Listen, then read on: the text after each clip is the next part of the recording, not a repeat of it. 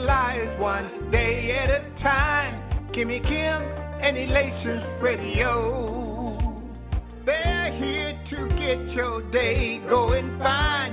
Kimmy Kim and Elations Radio. Kimmy Kim and Elations Radio. Kimmy Kim and Elations Radio. And here's your host, Miss Kim Robinson.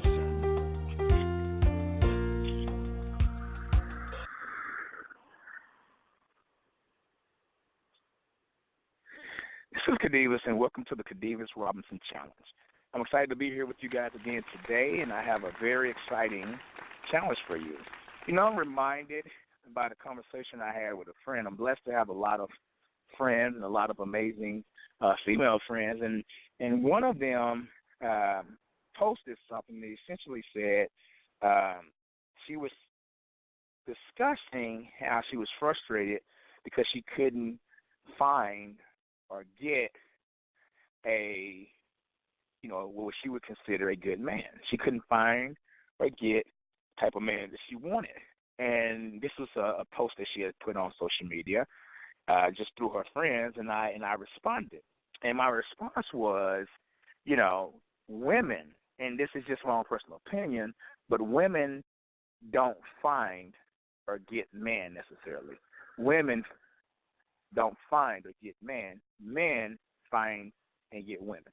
Now, what do I mean by that? You know, I mean a couple of things. Well, a lot of times what happens is because when a woman loves or cares for or likes a man, and she goes out and tries extremely hard and puts a lot of energy and effort to, for lack of a better word, get or find a man, then a lot of times what they'll find out is that the level of commitment or the energy or whatever that is that she wants in that type of relationship isn't there.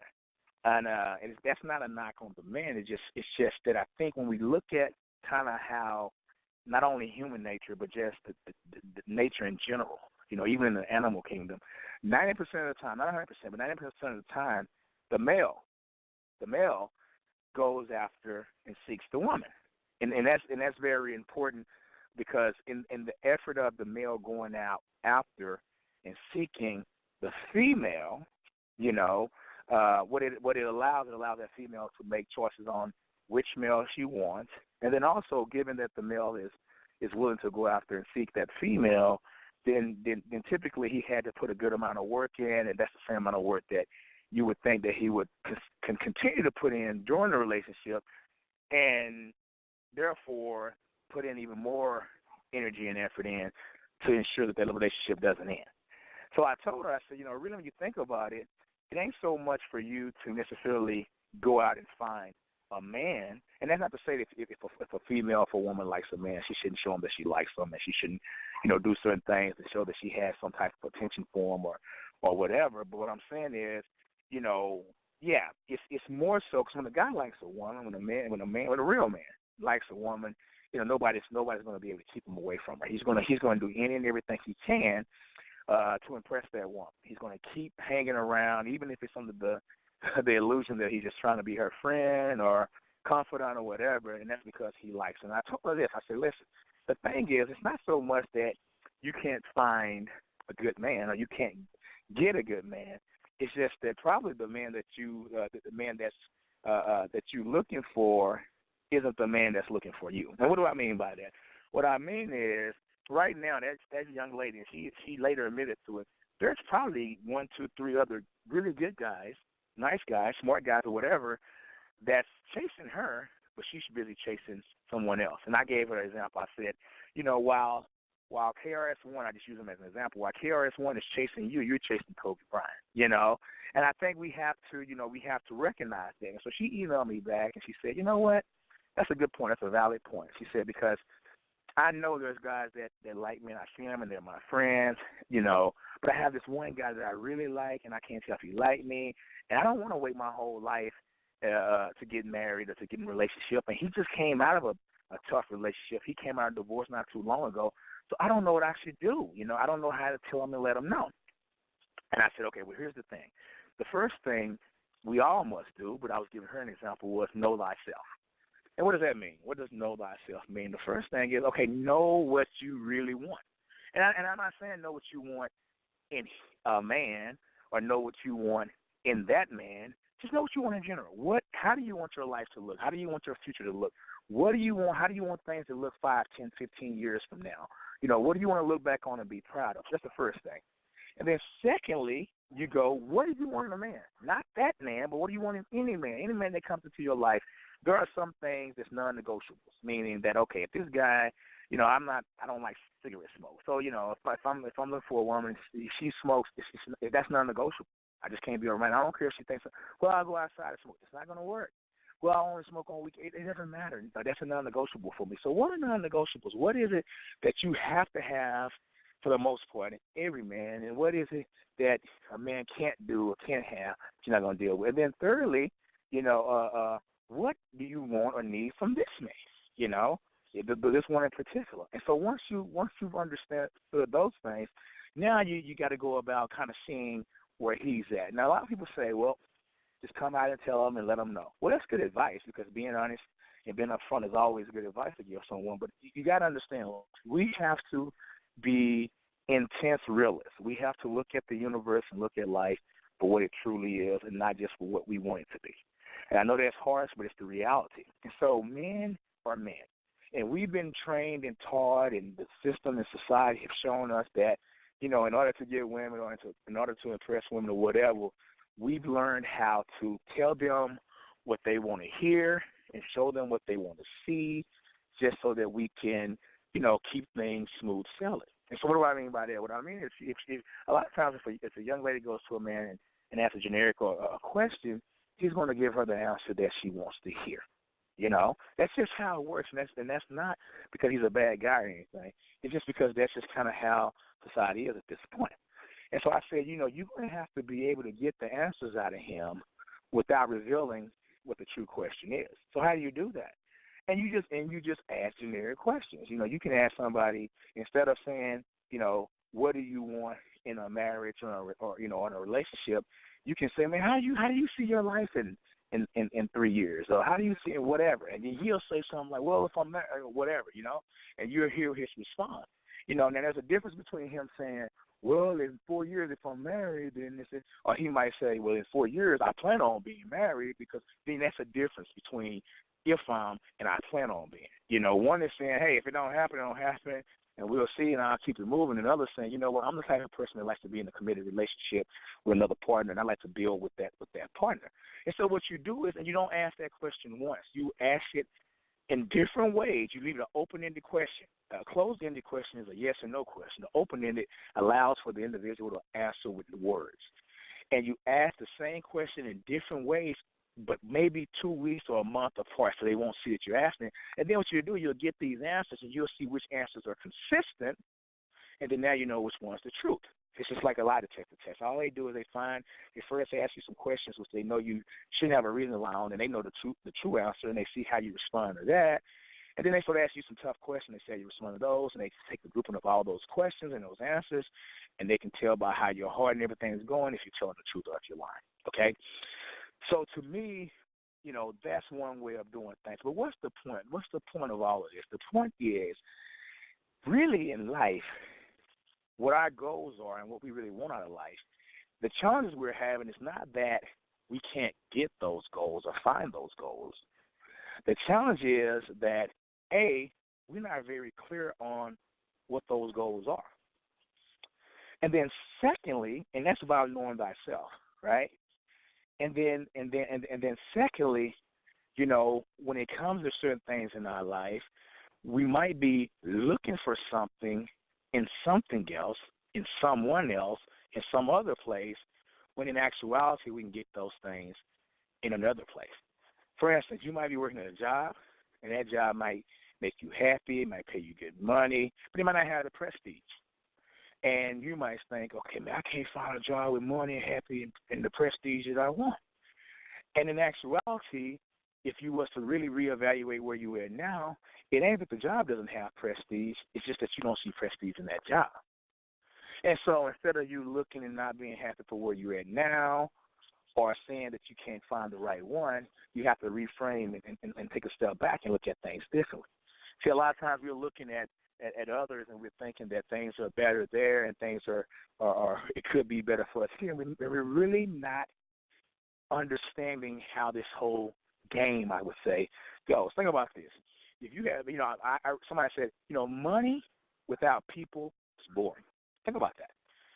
If you're a billionaire, millionaire, and there's no people around, you're on a deserted island, you can buy everything you want, but it's just you on that island. What's money? You would rather be broke with 20 people. So money without people is boring. And I had those experiences. Sorry about the working on my side walking. I love walking, and we're in Columbus, Ohio, and the weather's great, so I don't even have a jacket on. But I had the experience when I used to travel for professional running. And many times I would be in Paris, France, or Brussels, Belgium, or over in Japan or somewhere in the summer on my birthday. My birthday's in the summer, July. And people would say, "Oh my goodness, Khadevis, you're so lucky. You're overseas, or you're in Paris, or you're in Monaco, or whatever on your birthday." And I would say, "Yeah, it's nice, and I am truly blessed, but it's not the same because I'm here by myself." Yeah, I didn't mean it was just nobody else there, but I mean it wasn't no one there whom I had that type of connection with that for the most part I would want to really hang out with like that on my birthday. And I started realizing that the significance of a birthday is not only that, it's your birthday and, you're celebrating living another year and all those types of things, but it's about doing those things with the people that you truly care about.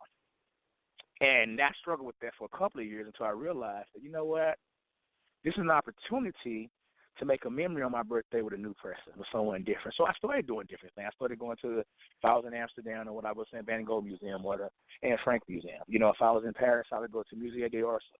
If I was in Brussels, I would go get me a Belgian waffle. If I was in Monaco, I go look at the nice cars in front of the nice hotels, or I go take a dip in the little lake that's there.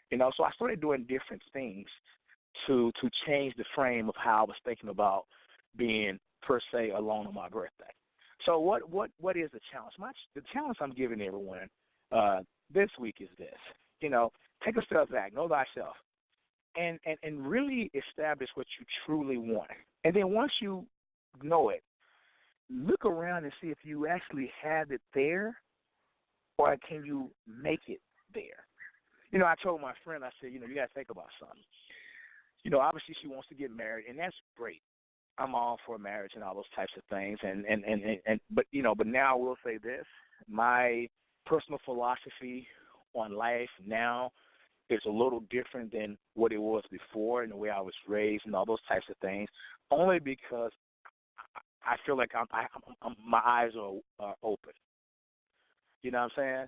There's this quote that says people, people won't believe you until they see the light. And I'm like, no, they won't believe you until they feel the burn. It's a difference. People see the light and they still just keep doing the same old stuff. And by my saying my eyes are open, I started thinking about something. I had a friend that's Indian, from India. And she, we went to college together. I'm not going to say her name. And her and this guy dated, and they dated for 2-3 years. They really loved each other, right? But she was from India. She was Indian, and he was black. And they absolutely loved each other. But in her culture, obviously, it was frowned upon for her to date outside of her race, for one. And secondly, it was definitely not appropriate or looked up on for her to date someone who was black.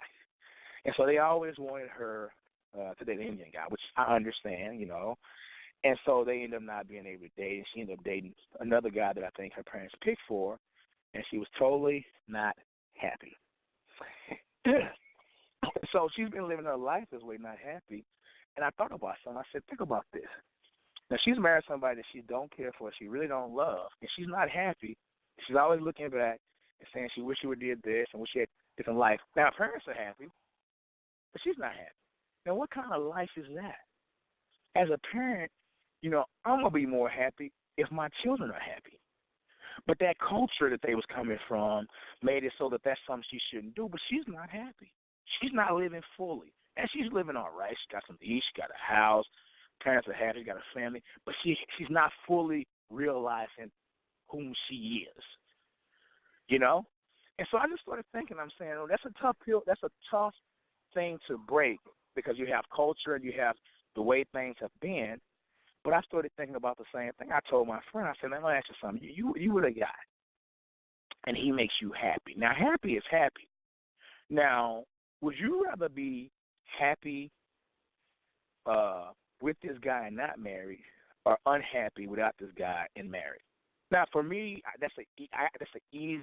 have an easy answer to that. But everybody's different. It doesn't mean that you're wrong or right or good or bad. It doesn't mean I'm wrong or right, good or bad. It just means we have different philosophies of life. You know, see, for me, for instance, if I've always said that, you know, even with recruiting, I want people that want to be here. You know, that's how I've always been. You know, if I really like a girl and she don't like me, then, you know, it's like doing all that persuading after a while. I'm like, oh, you know what? That's not gonna last for long. So I told him my example was I would rather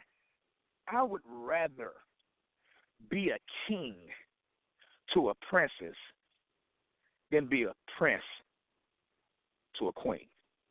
What does that mean? It means, yeah, it might be this girl who's all of that. She might be a dime or whatever you want to call it, an amazing model, just everything in the bag of chips, right? But she only sees me as just a little prince. I'm an all right type of guy, whatever, right? You know, I would rather be with a girl that's a pretty good girl, sweet, nice girl who sees me as a king. You know, I'd rather be in that. I'd rather be in a situation where somebody sees me as a king that loves and cares for me, really, and all those things. But that's just me. Some people, they want to be with somebody that's like that and sees them like that. So it's all about knowing thyself. And once you know that, then you can keep moving forward and you can keep working toward that goal. So my challenge for you this week is to sit back and reestablish and think about, you know, and knowing thyself and what you really want in a relationship, what you really want in a job, and then look and see if you have it where you're at right now. And if you don't, either do one or two things. Either make a decision to say, I'm going to go find it, get it in another situation, or I'm going to make it happen in this situation I'm in right now. This has been Khadevis Robinson. This is my Khadevis Robinson Challenge.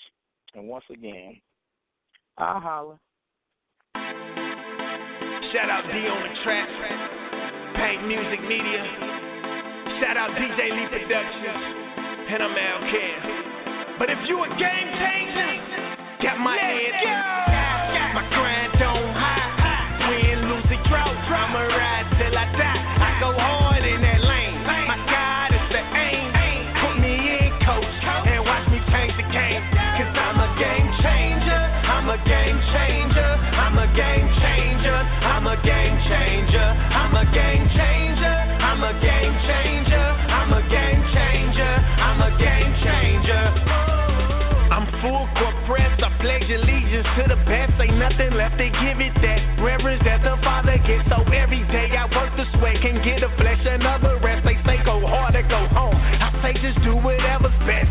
It's evident I'm blessed and I work like it. Fight like a Viking. Fight like a lichen. The difference is I like it, so I shine like I'm lightning. So I'm going head to head with certain depth. Who you liking? Yeah. So it's time for coach to put me in. I'm strapping on my shoulder pads, lacing up my cleats, and then I'm gone with the wind. Like I'm gone in 60 seconds. You can't hold me, you can't check me. Check the memo, check the message running through. Like I'm bad as I'm trucking whoever's standing in my way. Ain't no way you gon' stop me. You better off to let me in. Cause I go hard, even though they say no way that I could win. Like I'm Brett Ford, I'ma ride this way. My head to the sky. My grind don't hide. Win, lose, or draw. I'ma ride till I die. I go hard in that lane. My God is the aim. Put me in, coach, and watch me change the game. Cause I'm a game changer. I'm a game changer. I'm a game changer. I'm a game changer. I'm a game changer. I'm a game changer. I'm a game changer. I'm a game changer. Yeah, I told you once before, my God came to change the game. Different outlook on to life, a different way to play the lane. Now my rush and yours is skyrocketing. Now I'm so insane. For the kingdom building, now my shot, it cannot be contained. So I'm gon' pray for change.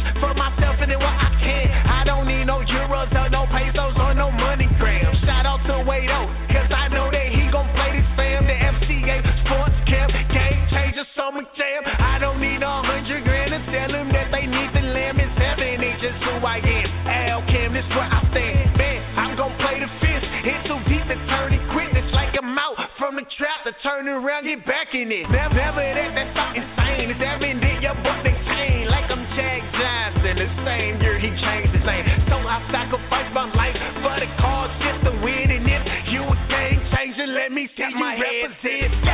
My grind don't hide. Win, lose, or draw. I'ma ride till I die. I go hard in that lane. My God is the aim. Put me in, coach, and watch me change the game. Cause I'm a game changer. I'm a game changer. I'm a game changer. I'm a game changer. I'm a game changer. I'm a game changer. I'm a game changer. I'm a game changer. Now put me in, coach. Now put me in, coach. Now put me in, coach. Now put me in, coach. I'ma go hard. I'ma go hard. I'ma go hard. I'ma go hard. Cause I'm a game changer. I'm a game changer. I'm a game changer. I'm a